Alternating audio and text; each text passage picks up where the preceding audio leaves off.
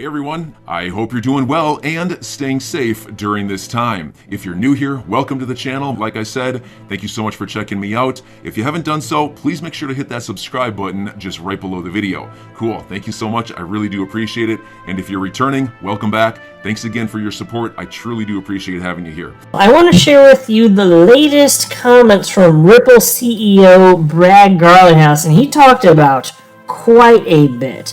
Now, the good news is he's highlighted that Ripple's case with the SEC is going substantially better than he ever would have guessed that it would.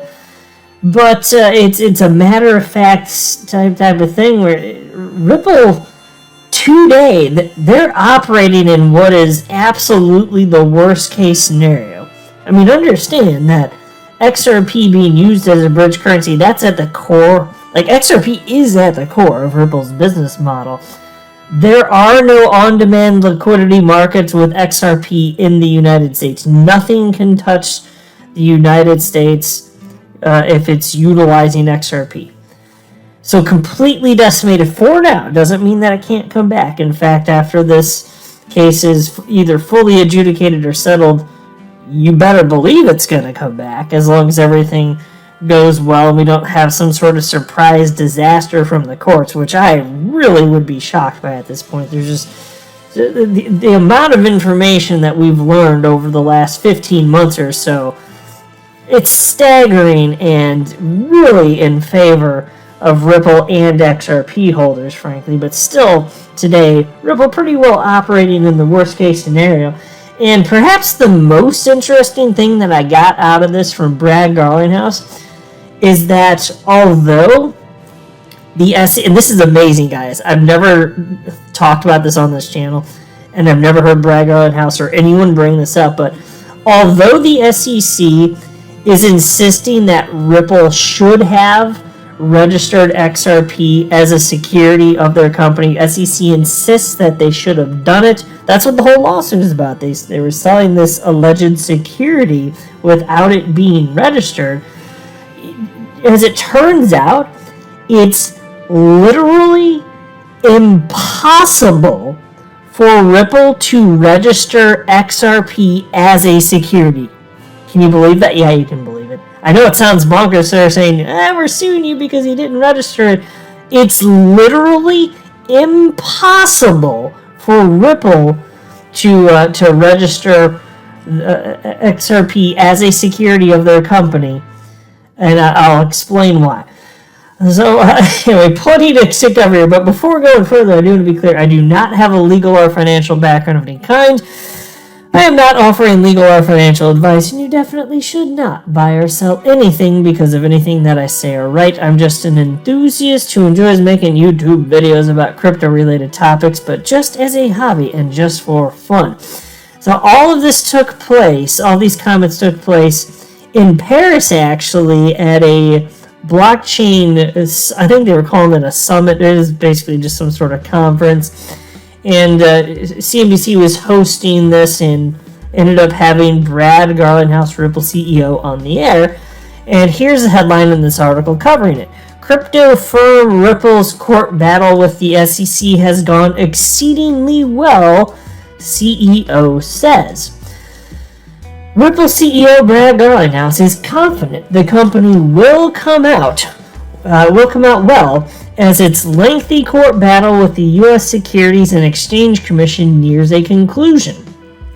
The San Francisco-based startup is fighting the SEC over allegations that Ripple, Garlinghouse, and Executive Chairman Chris Larsen engaged in an illegal securities offering through sales of XRP, a cryptocurrency the company both uses commercially and is closely associated with. By the way, just pause to note, I'll accept the way that they worded that. I just, it's so nice that in 2022, it's very rare to see stupid comments like Ripple is the parent company of XRP, which doesn't make any damn sense. How many times have I highlighted that? Ripple's the parent company of XRP.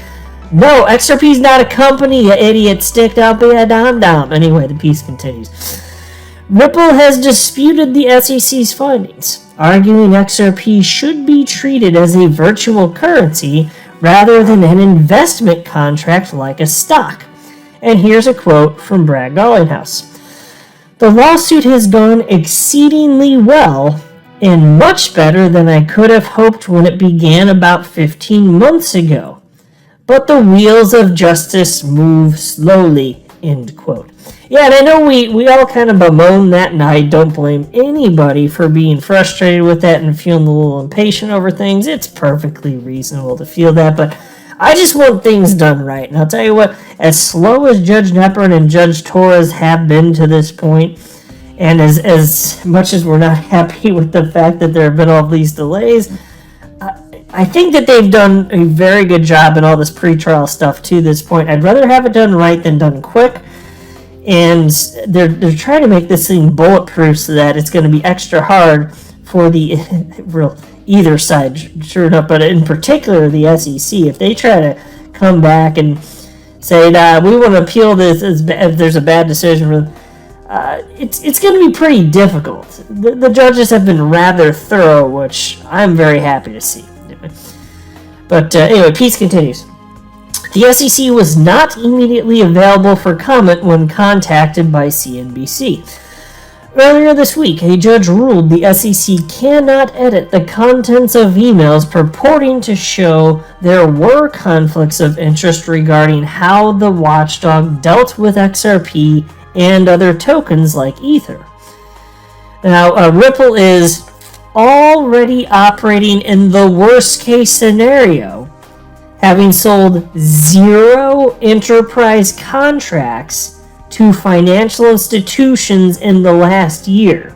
And that's from Brad Garlinghouse. And he literally said they're already operating in the worst case scenario. And he said, quote, "We're having record growth. It's just outside the United States," end quote. So think about that. They're growing faster than ever before, as if the United States didn't even freaking exist. That's pretty astonishing, and I think that that's a good indicator where things are going to go in the future, because again, XRP is solving real problems for real people, which means as long as let me back up. That means there's value.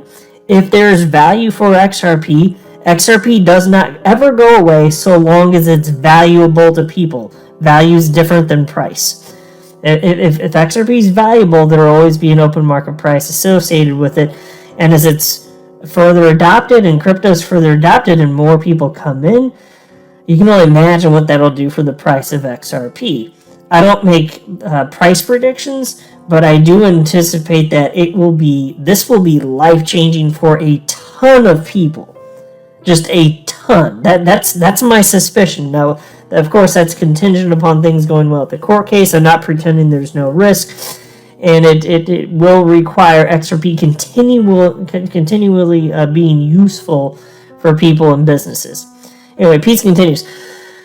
Founded in 2012, Ripple touts itself as a blockchain-based alternative to SWIFT, the global interbank messaging system that enables trillions of dollars in payments every day. The company sells its software to banks and fintech companies. Ripple also uses XRP, the 6th largest cryptocurrency by market value, to facilitate cross-border transactions.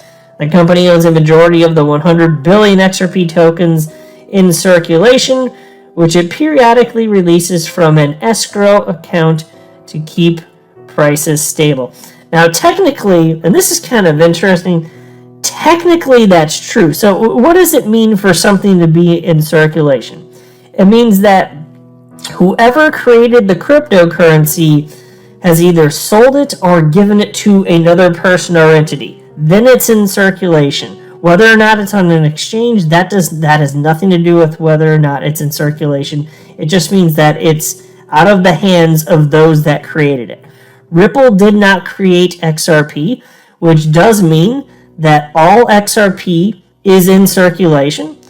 But since Ripple is closely associated with, Jed McCaleb from back in the day and David Schwartz, who's Ripple CTO, and those close connections, websites like Live Coin Watch and CoinMarketCap, that track these metrics, they've decided that it doesn't count as being in circulation, presumably purely because of that. But if you look from a purely technical basis, all XRP is in circulation. But okay, if we're going to go by that term, fine. And if we're going to go by what live CoinWatch and CoinMarket have to say, CoinMarketCap have to say, then in that case, what CNBC wrote is incorrect, in which case not all XRP is in circulation. You know, more like, I think is it 47 billion now? Let me check. I got Live CoinWatch open. Yeah, we got, why is this not? Oh, I don't have it on this. Let me see. Total supply. Where am I looking here? That's not what I'm looking for. Circulating. There we go. Right there in front of me. I need to keep that. I thought that was already on there by default. I guess not, though. So there we go. 48 billion. Wow, 48 billion is now in circulation. That's amazing if you think about it, too. I can't remember the exact number, but when XRP ran almost $4, I think it was more like 37 billion was in circulation. So a lots actually come out over the years, which is what you'd expect and what you want to see. But anyway, peace continues. Garlinghouse said there's a lot at stake, as if his company does not, if his company does not win the lawsuit.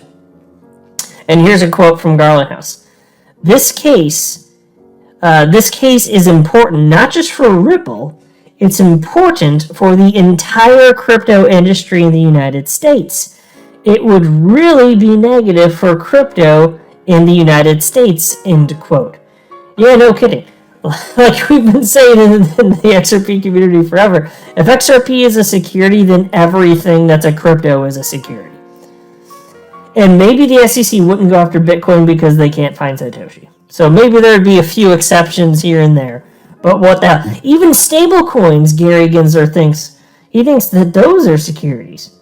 That's insane to me, because one of the 4 prongs of the Howey test is that there must be not just an investment, but with the expectation of profit. Who's expecting to profit on stable coins, folks? That's like SEC Supreme Leader and Dictator Kim Jong-Gensler. He's just making crap up. He just wants to sue everything into oblivion. There's no logical sense to it whatsoever. Anyway, peace continues. If Ripple loses, most tokens trading on platforms in the U.S. would be deemed securities, Garlinghouse said, meaning those platforms would have to register with the SEC as broker-dealers, and that's cost, that's friction, Garlinghouse said. Now, as to why XRP could never be, this is the most interesting thing to me, why XRP could never be registered. I'm your guy. I will keep you posted. I'm your advocate. I'll be back on a daily basis, usually multiple times per day, with these videos to keep you updated with everything going on. So I hope you enjoyed the video. If you haven't done so, make sure to hit that subscribe button. Feel free to share any of my videos with your friends, family, social media, or anybody who may care to listen. Thanks so much for your continued support. I'm always here for you. I want to help you through this time. So thank you so much for continuing to choose me. Enjoy your day, stay safe, and I'll catch you again probably in a couple hours. Thanks, everybody. See you later.